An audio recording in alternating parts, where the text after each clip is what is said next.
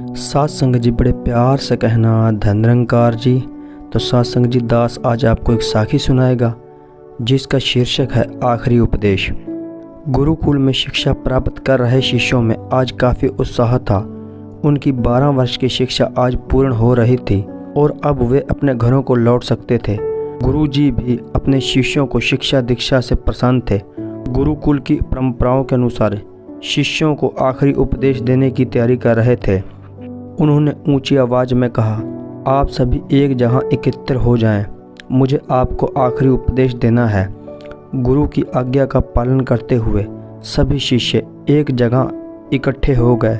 गुरुजी ने अपने हाथ में कुछ लकड़ियों के खिलौने पकड़े हुए थे। उन्होंने शिष्यों को खिलौने दिखाते हुए कहा, आपको इन तीनों खिलौनों में अंतर ढूंढना है। सभी शिष्य ध्यानपूर्वक खिलौनों को देखने लगे। तीनों लकड़ियों के बने एक समान गुड्डे थे। सभी चकित थे कि भला इनमें क्या अंतर हो सकता है। तभी किसी ने कहा, अरे ये देखो, इस गुड्डे में एक छेद है। यह संकेत काफ़ी था। जल्द ही शिष्यों ने पता लगा लिया और गुरुजी बोले, गुरुजी इन गुड्डों में बस इतना ही अंतर है कि एक के दोनों कान में छेद है, दूसरे के एक कान और एक मुंह में छेद है और तीसरे के सिर्फ एक कान में छेद है।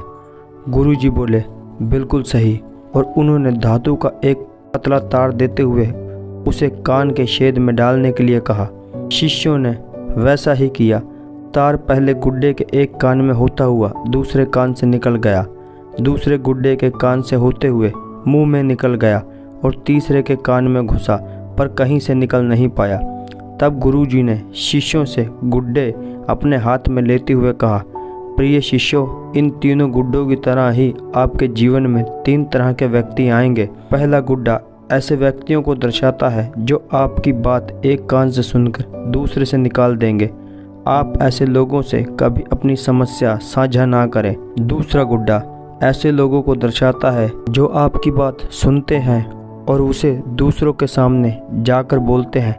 इनसे बचें और कभी अपनी महत्वपूर्ण बातें इन्हें ना बताएं। और तीसरा गुड्डा ऐसे लोगों का प्रतीक है जिन पर आप भरोसा कर सकते हैं और उनसे किसी भी तरह का विचार विमर्श कर सकते हैं और सलाह ले सकते हैं।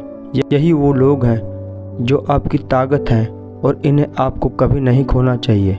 तो साथ संग जी, अगर आपको ये कहानी अच्छी लगी हो तो वीडियो को लाइक करें और चैनल को सब्सक्राइब करें और कमेंट में धन निरंकार लिखना ना भूलें। साथ संग जी प्यार से कहना धन निरंकार जी।